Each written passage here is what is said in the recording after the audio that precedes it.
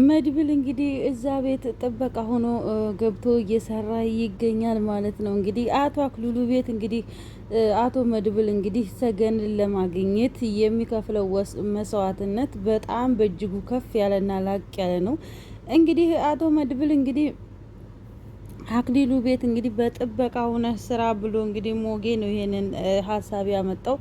ሞገስ ብልሃተኛውና ብልጡ ሰው እንግዲህ በነገራችን ላይ እነዚህ ጠጉራቸው ዥርት ያለ ሰዎች ትንሽ አስተዋይ ናቸው ይባላል፣ ብልጥ ናቸው ይባላል። እና ሞጌ ደግሞ አሁንም መድብል ለምን እዚህ ቤት ሆነ ጥበቃ ሆነ አትሰራም? አክሊሉ እኮ ጥበቃ ይፈልጋል ብሎኛል መርዞ። ስለዚህ ጥበቃ ሆነ ስራና ሁሉን ነገር ማየትም ሆነ ማግኘት ትችላለህ። 3 ቀን አይፈጅብህም። አረ የምን 3 ቀን? 1 ቀን የማይፈጅብህ ሰገን ያንተ መሆንና ለመሆኗን ለማወቅ ወይም ደግሞ ከዛ ቤት ለማስወጣት ሲለው ነበር ማለት ነው። ሞጌ በፍጹም ይሄ ነገር አይሆንም፣ እንዴት ይሆናል ሲለው ይሆናል መድብል እመነኝ፣ ሰውየው ካሁን ቀደም አይቶህ ካላወቀ ወይም ደግሞ ታልተዋወቃችሁ ምንም ችግር አያመጣብህም ሲለው መድብልም ደግሞ 1 ቀን አይቼዋለሁኝ ከነ ብሩክ ጋራ ሲሰራ ለ1 ቀን ነው ያየሁት። የዛኔም በደንብ አልተያየንም። እስር ቤት ስገባ መቶ ጠይቆኛል ሲለው ግዴለህም መድብል በእኔ የሆንብህ መድብልዬ፣ ሰውየው የሆነ ውዝንብር ስለሆነ የማስታወሱ ችሎታው ትንሽ ነው። ጭንቀት ስለሚያበዛ እንደምታየው ነው፣ በጭንቀት ስለሚወጣጠር ስለዚህ አያስተውልህም ሲለው ነበር ማለት ነው። እሺ ሞጌ ካልክ እንግዲህ ይሁን፣ መቼስ ምን አደርጋለሁ፣ ሞክረዋለሁ። ይሄ ሰውዬ ግን እኔነቴን ታወቀ ወይም ደግሞ እኔ መሆኔን ካወቀኝ በፍጹም ሞገስ ተኩሽ እገለዋለሁ፣ የመጨረሻዬ ነው እያለ ነበር መድብል። እንግዲህ መድብል ዛቤ ዘበኛ ሆኖ ከገባ በኋላ አቶ አክሊሉ እንግዲህ ፕሮሰሱን ሲያበዛበት አንዴ መታወቂያህን አምጣ፣ አንዴ ደግሞ ለ3 ቀን እችን ግቢ ከጨረስክ 1000 ብር ከፍልሃለሁኝ። ጥበቃነት ሳይሆን አትክልቱን መንከባከብ፣ አትክልቱን መቆጥቆጥ ነው። ይህንን ዙሪያውን ከረካክመህ ስጨርስ ነው ብር እምሰጥህ ሲለው እሺ ጌታዬ፣ እሺ ጌታዬ እያለ እንግዲህ አክሊሉ መድብልም ደግሞ አቶ አክሊሉ እግር ላይ ድፍት ድፍት ሲል እንግዲህ እባክህ ድፍት አትበልብኝ፣ አትቅለስለስብኝ እያለ ሲለው ነበር ማለት ነው። አክሊሉ ክብር አይወድለትም። አክሊሉ የክብር ሰው አይደለም። አክሊሉ እንደሱ የሚያመናጭቀውና እንደሱ የሚማታ ሰው፣ እንደሱ ጨካኝ ሰው ነው የሚፈልገው እንጂ አክሊሉን ክብር የሚገባው አይነት ሰው አይደለም ማለት ነው። እንግዲህ መድብል ግን ያው ለራሱ ጥቅምም ለራሱ ነገሮችን ለማመቻቸት ቢሆንም ከፍ ዝቅ እያለ እሺ ጌታዬ፣ እሺ ጌታዬ እያለ ጎንበስ ሲልለት ጎንበስ አትበል፣ አባባላችን ይቺ ጎንበስ ማለት ወይ ቃለ ማንሳት ነው ወይ ደግሞ ፈስ ለመፍሳት ነው እያለ ሲታርትበት ነበር ማለት ነው። መድብልም ደግሞ እሺ በቃ ያልከኝን ሁሉ አደርጋለሁ፣ ምንም ችግር የለም፣ ነገር ግን ምግብ ውጭ ነው ብሎ ሲለው አክሊሉም እሺ ችግር የለውም ግን ጌታዬ ይቅርታ ማደሪያ ብሰጠኝ ዝህ ሲለው ችግር የለውም እደር ለአትክልቱን ጨርሰህ እንትን እስከምትል ድረስ፣ ነገር ግን ከዚች ከደረጃዋ ወደ ላይ ወደዚች ወደ ላይ ከፍ ማለት አይፈቀድልህም ሲለው እንግዲህ መድብልም ደግሞ እሺ ብሎ ነገር ግን በሁሉም ነገር ከተስማሙ በኋላ እንግዲህ አንዲት ያልተስማሙባት ነገር ተፈጠረች። እሷ ምንድናት? መታወቂያህን አንጣ ማንነትህን የሚገልጥ ሲለው እንግዲህ አቶ መድብል ያ መታወቂያው ደግሞ ከሰጠው መድብል የሚል ነው እንጂ ሌላ መታወቂያ እንደሌለው ስለሚያውቀው በመታወቂያው ምክንያቱም አክሊሉ ጠርጥሯል። እኔ ለምንድን ነው ሰዎችን ሳያቸው የምደነግጠው? እኔ ስለሚያመኝ ነው ወይስ ደግሞ እውነቴን ነው? ያየኋቸው የማቃቸው ይመስለኛል። ልክ ሳያቸው ደነግጣለሁኝ። ለምንድን ነው ይሄ ነገር እያለ እንግዲህ አቶ አክሊሉ ከራሱ ጋር እየተሟገተ ነበረ።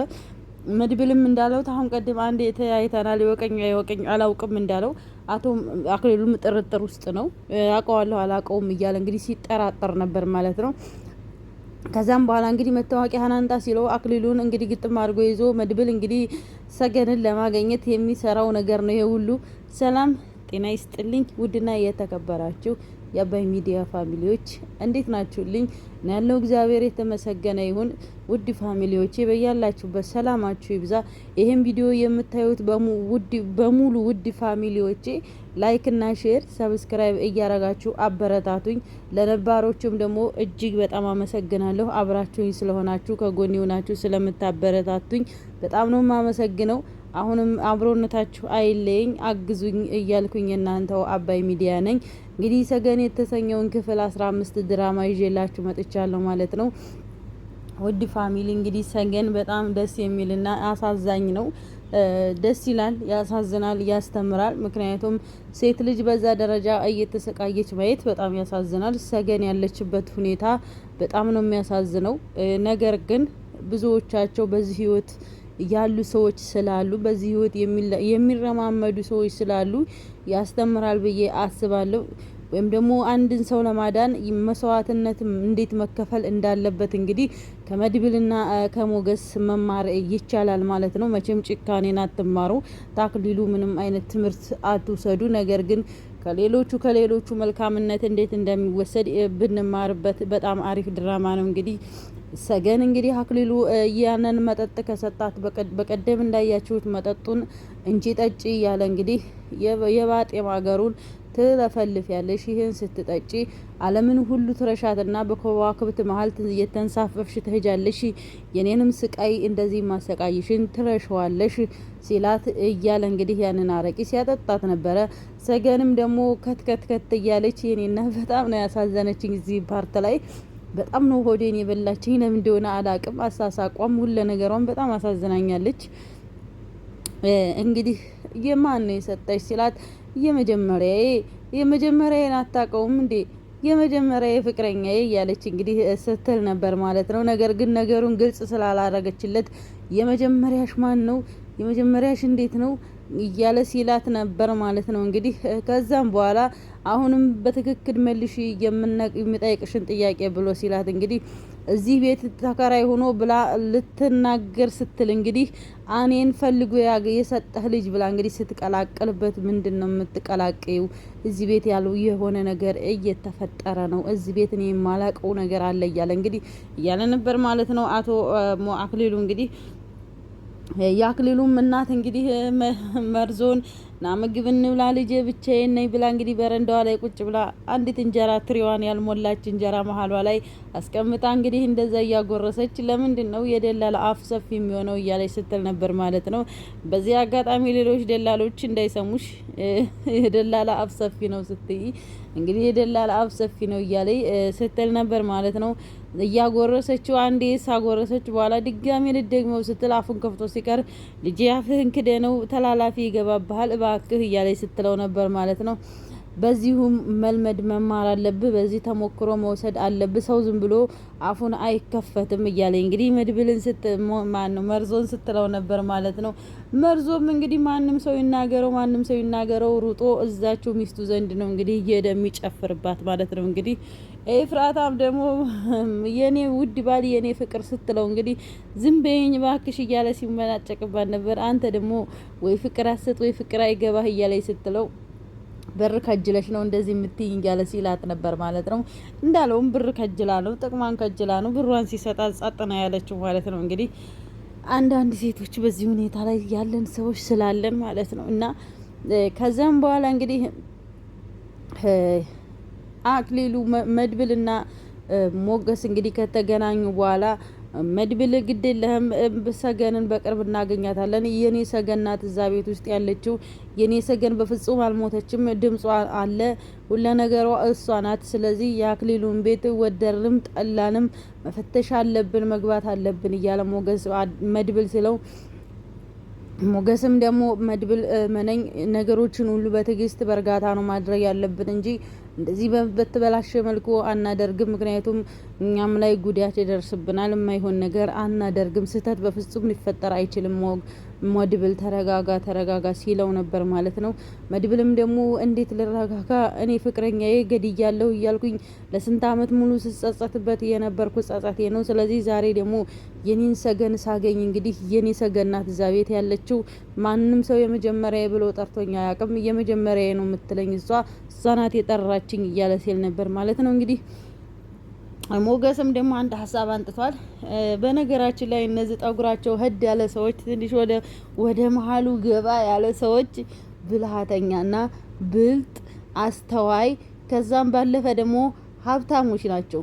በገንዘብም ይሁን በሀሳብም ይሁን በማንኛውም ነገር ሀብታሞች ናቸውና ሞገስ እንግዲህ ያመጣው ሀሳብ መድብልዬ ወንድሜ ለምን እዚህ ቤት ጥበቃ ሆነ አገባም ሲለው፣ አረ ሞጌ በፍጹም ይሄ ነገር በፍጹም አይቻልም። እንዴት እኔ እዚህ ቤት አክሊሉ ቤት ጥበቃ ሁኜ ልሰራ እችላለሁኝ? አይቻልም ብሎ ሲለው፣ ሞገስም ደግሞ መድብል ወንድሜ እመነኝ፣ ግድ የለህም እመነኝ፣ ሞክረው እመነኝ ሲለው፣ አረ በፍጹም በፍጹም ብለው እንግዲህ ለትንሽ ደቂቃ ከተከራከሩ በኋላ ሞገስ አሸንፎ እንግዲህ መድብል ጥበቃ እንዲሆን አድርጎታል ማለት ነው። እንግዲህ ሁሌም ቢሆን ነገሮችን በልህና በኃይለኝነት በሀቀኝነት አይደለም መሆን ያለብህ እያለ ሲለው ነበር ማለት ነው። ሞገስ እንግዲህ ለመድብል እየመከረው ይገኛል ማለት ነው። ሞኝ መሆን ባለብህ ቦታ ላይ ሞኝ ሆነህ፣ ብልጥ መሆን ባለብህ ቦታ ላይ ብልጥ ሆነህ ነው መገኘት ያለብህ መድብልዬ ወንድም እያለ ሲለው ነበር ማለት ነው። እውነቱን ነው። አንዳንድ ነገሮች ላይ ነገሩ እንዳመጣጡ ነው። እንዳመጣጡ ያን ነገር መቀበል ግዴታ ነው። አንድ ሰው በብልጠት ሲመጣባችሁ በብልጠት ማለፍ፣ በሞኝነት ሲመጣ ደግሞ አታላችሁ ያን ሰው ማለፍ ነው እንጂ ነገሮችን ሁሌ በየዋህነትና በግልጸኝነት ነገርን አሸንፋለሁ ብሎ ማለት በጣም ይከብዳል። በተለይ እንደ አክሊሉ አይነት ጨካኝ ሰው ማለት ነው። እንግዲህ ሰገንም ደግሞ አክሊሉ ተበሳጨ፣ አክሊሉ ተናደደ፣ አክሊሉ ተቃጠለ እያለ ስትለው እንግዲህ በጥፊ ብሏት ሄዷል ማለት ነው። እንግዲህ ከዛም በኋላ እንግዲህ መድብልና ሞገስ ተመካክረው እንግዲህ መርዞን ከጠሩት በኋላ መርዞ በፍጹም ይሄ ነገር የሚሳካ አይደለም፣ አክሊሉ ቤት ሞገስ መድብል እንዴት ጥበቃ ሆኖ ሊገባ ይችላል? በፍጹም ምንድነው እናንተ ሰዎች እዚህ ቤት ያላችሁ ነገር እኔ ሊገባኝ አልቻለም ያለ ሲለው ነበር ማለት ነው። ያው መድብል መርዞ ትንሽ ሹክ ስለሚል ይፈጥናል፣ ለነገሮች ሲፈጥን ስለሚፈሩት ይናገራል ብለው ከነ ብሩክ ጋር ተጣልቼ መጥቼ የማርፍበት ቤት አጥቼ ስለዚህ ጥበቃ ሁኜ መስራት ስለምፈልግ ነው ያለው መድብልም ደግሞ ከዛም በኋላ እንግዲህ መድብል መርዞ በፍጹም አይሆንም፣ በፍጹም ታክሊሉ ጋር ታነካኩኝ እያለ ሲል ነበር ማለት ነው። እንግዲህ መጨረሻ ላይ ነገር ግን አሳምነውታል። እንግዲህ ቴቲም ደግሞ እዛች ልጅ ጋር ገብታ እንግዲህ ሰገን ጋር ገብታ ሰገንም ደግሞ እንቅልፍ ወስዷት ነበረ። የቴቲ ደንግጣ ወይኔ ልጄ ወይኔ ይች ልጅ ብላ እንግዲህ ተቀሰቀሰቻት። በኋላ ምንድነው ነገሩ ምን ሆነሽ ነው ብላ ስትላት እንግዲህ ወይኔ ይሄን ብዙም ሳታናግራት ልጄ ይመጣብኛል ብላ ትታት ወጣች ማለት ነው። ከትንሽ ደቂቃዎች በኋላ ምግብ ይዛላት ስትመጣ እንግዲህ ሰገን በጣም በምግብ አክሊሉ ስለማይሰጣት ያ ምግብ ደንግጣ በድንጋጤም በረሃብም መንፈስ ሆና በጣም ቀምታት እንግዲህ ቶሎ ቶሎ ስትበላ ልጄ ምንድነው ሽሮ እኮ ነው የሰጠውሽ፣ ሌላ ነገር አልሰጠውሽም፣ ግን አበላልሽ ልክ እንደ ውሻ ነው ስትላት